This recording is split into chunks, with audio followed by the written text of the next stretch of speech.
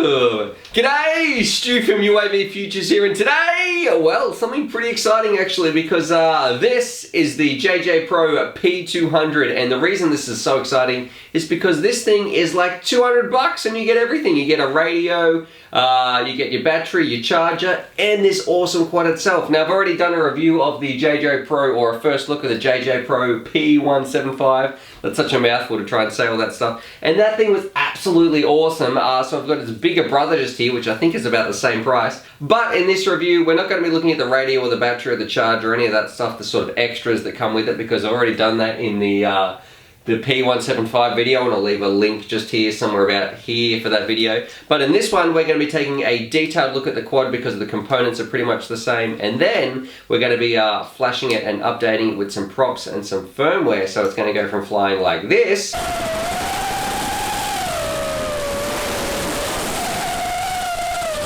to, and I've got it right here, to flying like this.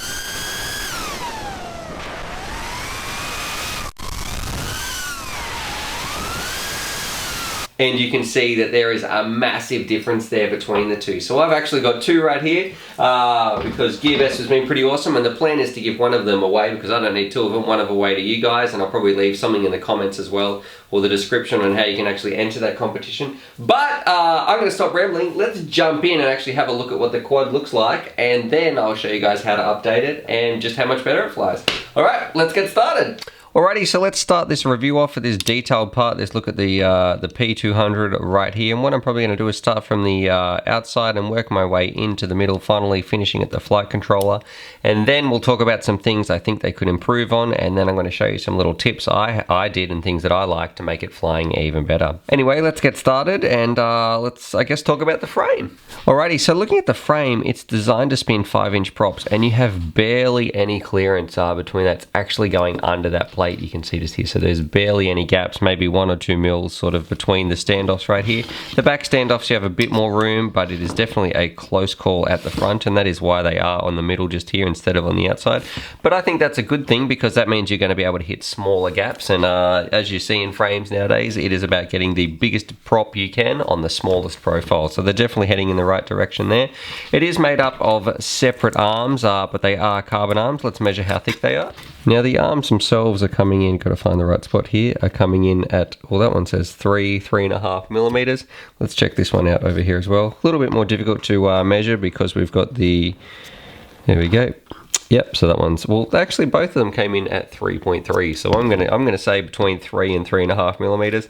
So that's definitely pretty good. 4 would probably be better, especially if you're a beginner, because you're never gonna break them. Or if they wanted to make it as one uni part, that would probably be even better as well. But you can see it is in the X configuration. Now on the outside here, we've got the props. Now I did a little bit of a review just here of these camo props a little while ago, or I guess a first look. Not a bad prop, but definitely not the best prop. So there are 50-46s, and these are bullnose, so they should still have plenty of thrust, especially when combined with these motors.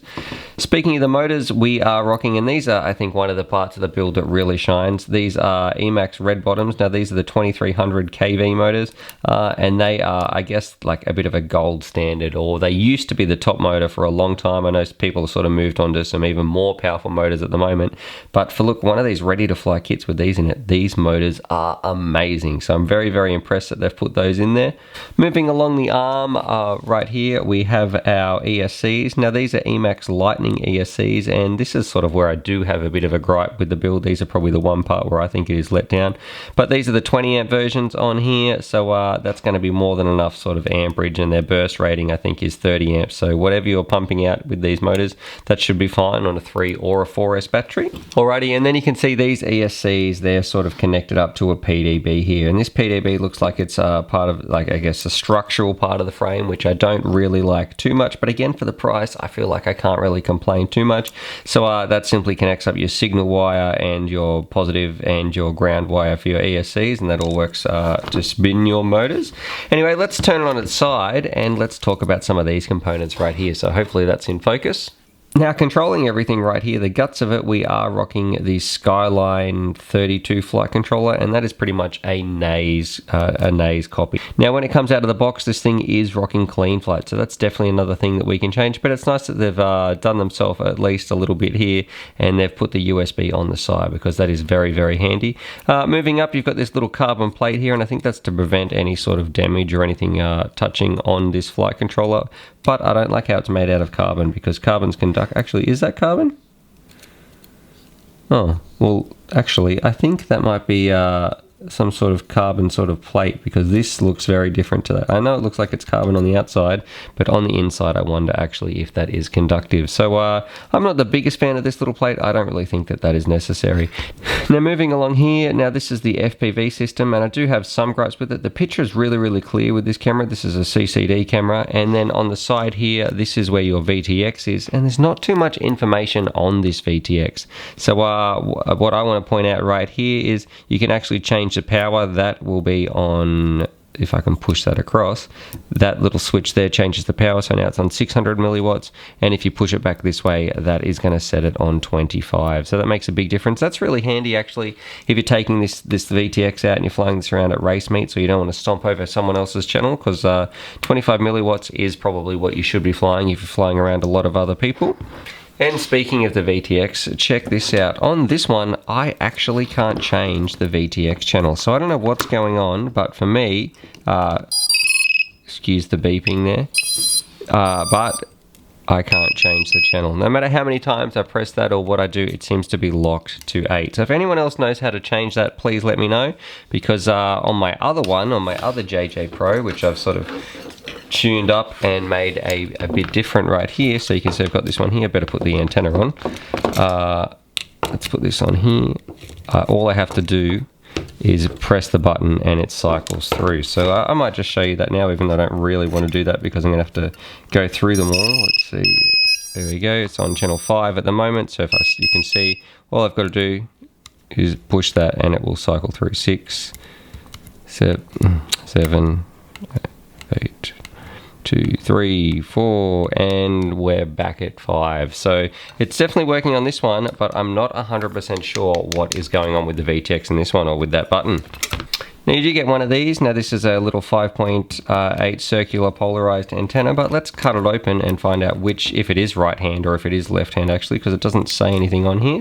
Yeah, so it is right hand polarized, but it doesn't look like it is the best precision antenna, so definitely recommend that's going to be one of the other things I do to improve this little build. But again, for the price, can you really complain? So and that is for those people interested in SMA connector. So if you want to get some new antennas, definitely check out maybe something like the Omway. Some of these bad boys are really, really good. Now, some other features of the frame, it's got a little buzzer right here, so if you lose your model, you can simply flick a switch and locate it. So that's in the side. My thumb's right in the way. That's in the side just there. It's actually very, very loud, that one as well. Flipping it over, you do have some LEDs, which is nice for anybody following you around. Right here, you've got a battery protector, which I think is a smart idea, and also a very long Velcro strap. And then on the outside, I guess one of the last things I want to talk about right here, you've got these. Now, these are some little feet, and here's some ones I've taken off earlier, and they are, as well as being feet, they are also some motor protectors. So look, that's an okay idea, but personally for me, I'm going to remove them, because when your battery's under here anyway, that's what you're landing on. So these seem like a little bit redundant, and they do add a fair bit of weight. Alrighty, so before I talk on some little improvements I think we could have for this quad, I'm just going to roll some stock flight footage. So this is taking it out of the bag using the stock transmitter and pretty much like the first battery I put in there. So I'm going to roll that, and then I'll talk over the top of a little bit, and then we'll come back and we'll talk about some improvements to this quad. So let's roll that footage in 3, 2, 1. Rightio, so straight away on this punch out, you can see when I'm coming back in here, this thing has the jitters. So when it's flying around, look how bad that is, and that's because it's on clean flight. And there's been so many sort of advancements, and using Betaflight has really smoothed up the gyros and sort of has some amazing maths going on inside the flight controller that lets it fly so much smoother nowadays, even on default stock settings. So I don't know if this thing had any special kit tuning, but whatever it comes with, it doesn't fly like, it flies okay, but for today's technology, all you have to do is update the firmware and you can get such a better flying experience. And also it's worth noting, it really had docile rates on the stock transmitter that came with it. So for me, I found I definitely needed to boost those rates up to a lot higher level. Alrighty, so now we've seen that footage, let's talk about some things we could improve on. So straight off the bat, we're going to go through these very quickly because we do talk about them a little bit in my sort of upgrade part, which comes up next. But I don't think we need these parts on the outside. They seem kind of heavy. I really think we could do with some better props. The ESCs, I wish they were B or Heli S, and I did have a lot of trouble with these ESCs, and I'll explain that in a little bit as well. The flight controller is a NAS, sort of, it's right like an F1 flight controller in here, so if they put an F3 board in here, that would be even better. The Velcro strap on the end this is too long for most sort of standard batteries. Moving along to the FPV side of things, I do wish they'd put a bit of a different camera that took different voltages in here, because this one just takes 12 volts in. And look, it's okay in this sort of setup, but if you want to use it for something else, it might be a little bit more troublesome.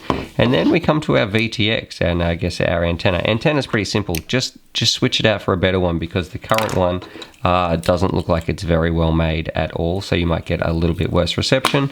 And then I don't know what's going on with the VTX. One of mine works fine, like you saw before, and the other one doesn't work. I guess I can't change the channel, it is just locked to that, so I have no idea what's going on with the button on top of this VTX. So that is something that people definitely need to investigate.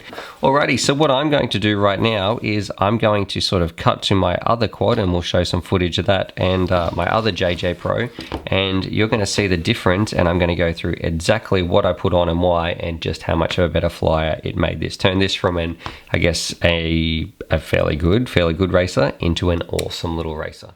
Alrighty, so you can see there pretty much a little bit of a full punch out and barely any jitters. So there's probably the tiny bit there, but flying around here there is hardly any at all. It is such a smoother flight experience, and that is all thanks to Betaflight and changing some of these things over and sort of, I guess, upgrading the quad in a really simple and easy way. So things that everybody can do to turn the original P200, I guess, into something that flies much better. I definitely think with the quad props there, I do need to tune it down a little bit and probably lower my D value, but overall it flies so much better. It was a much more enjoyable flying experience once you have updated it to Betaflight. Alrighty, and so now after that, these are some things you can do to make your flight experience much better, and how you can turn this racer, which look is pretty good for the price. It's actually pretty amazing, but how we can turn this racer into something that is awesome, something you can actually win races with. So the first thing you can see I've done, well, obviously I've changed the props. So the props right here, they come with these bullnose props. Look, they're okay, and I'm not saying they're terrible, but definitely switch them out to some tri-blade. Tri-blades are probably perfect, but I'm rocking some quad blades just for fun, and I had a fair few flying around. But definitely switch some of these bullnose ones out to the tri-blade, because I find they feel much more grippy and more responsive in the air. And then on the outside of those motors, you've got 4 of these. And these are actually pretty heavy. So what I did, that was one of the first things, and they're pretty redundant too, because this leg, that's not going to be landing on anything because your battery's under there anyway. So take that off, and then all I used was just 2 Loctited screws. Look, these ones actually wouldn't go in very well. That's they weren't lined up properly. But I used 2 screws right here to hold them in, and I know on this one right here, it uses all 4. So by removing that, you actually end up removing 4 screws in total. You remove 8 screws in total, excuse my maths, and 4 of these as well. So that's a significant amount of weight removed already. Now I've put a custom 3D printed mount on the top of mine. I'm not really going to talk about that too much because I will do a video in a moment, I guess, coming up about this mount. But this one does come with a fairly good design for their GoPro mount as well. So that's pretty standard amongst them. Moving on, we have our ESCs, and the one thing I'm going to say about these, a big warning, don't touch these ESCs, because I learnt the hard way. I flashed my P175. I tried to update the firmware through Be or Heli, and I got the magic smoke. So a big warning. What you don't want to do is update these ESCs. If they're working, look, if you know exactly what you're doing and you go and find the right firmware from the very specific link online, you can do that, but don't just randomly update this through Be or Heli, click yep, update like every other ESC, because what's going to happen, it's going to flash the wrong firmware on there. There's some sort of miscommunication with the current Be or Heli suite and these ESCs. It's going to put the wrong one on there, and it's going to smoke. So that's one thing I did learn the hard way. So definitely, look, my recommendation is just leave the ESCs as they are. Radio, and probably the major upgrade for me in terms of this responsiveness of this craft was flashing beta flight to the flight controller. Now I just flashed the Naze hex, and that's what this uses. So once I put beta flight on here, then it felt like a totally different beast. It was so smooth and responsive, and pretty much I've found that you didn't really have to do any tuning once you'd put beta flight on here. For me anyway, I felt like it was very, very good and felt very, very locked in. So that was probably the biggest difference. It got rid of all those random oscillations or anything like that. Put beta flight on this straight away if you're going to get one of these. That is my biggest tip. Flipping it over, you can see I actually switched out my Velcro strap for a shorter one because the current one that comes with it is so long that it didn't really work for me. I was having trouble sort of securing some of my batteries, so I put a shorter Velcro strap on just here. Now you can see coming out the back, look, it doesn't make too much of a difference because this one does come with its own radio anyway. But for me, I didn't want to carry around a bunch of different transmitters, so I just hooked up my D4R2. I just put that there in place of the FlySky one so I could fly with my Tyrannus. And then another little upgrade you could do is just switch out the VTX to get a little bit better reception. I didn't realize that's actually like a bit of a blue themed build right there. That's pretty cool actually. But overall, you really can't complain, I guess, for the price. This thing is so cheap and so awesome. Like, you've seen how well this flies, and the only physical difference you can see on here is pretty much removing some stuff and swapping out some props. So still keeping it very, very similar. And you can see just how good you can make this quad. So this thing is absolutely awesome. And for the price, it is incredible. So this is probably what I'm going to be recommending to anybody who wants to get into the hobby and they don't want to spend too much money, but they still want a fairly kick-ass quad. Definitely check out this. So this is the JJPRO. And then, like, say I did a bit of a review on one of these. This is my Kylan goggles. This is about 200 bucks. This is less than $100. You get the radio, the battery, everything you need to get flying FPV. So that means 300 bucks. This stuff used to cost thousands of dollars to get up and get flying with some decent kit. But now I'm so excited because I can literally say to someone, how much does drone racing cost? 300 bucks. Yeah, you would only get one battery and you definitely have to invest in probably some more batteries, but that's pretty good for your equipment. 300 bucks and you are ready to rock and roll. So there it is. There's my review of the JJPRO P200, and I gotta say, once you flash this thing over to Betaflight and you sort of take off some of these little extra sort of weighty landing legs and you change the props over, this thing is a weapon. I can't believe how good this thing is, especially for the price. So hopefully that helps some of you guys out there. In terms of the giveaway, what I think we'll do, I'll probably have something in the comments, and that'll sort of, maybe something useful we can do for the community, or a bit of a shout out to Gearbest for supplying an extra quad. Anyway, I'm going to leave you with the rest of this flight footage, but subscribe for more FPV related content, and as always, happy flying! There's actually some like giveaway instructions at the end of this video as well. I thought I'd add a little bit in after this flight footage. So if you want to just jump to the end, if you don't want to watch this flight footage, there's a little bit of extra info for you guys there as well.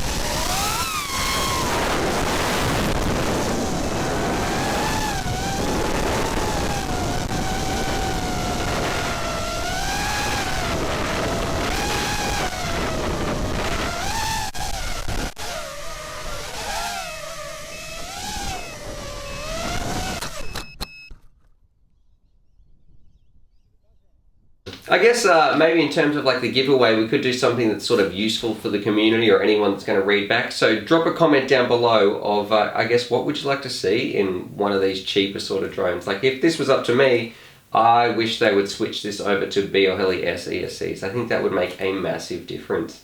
Anyway, happy flying!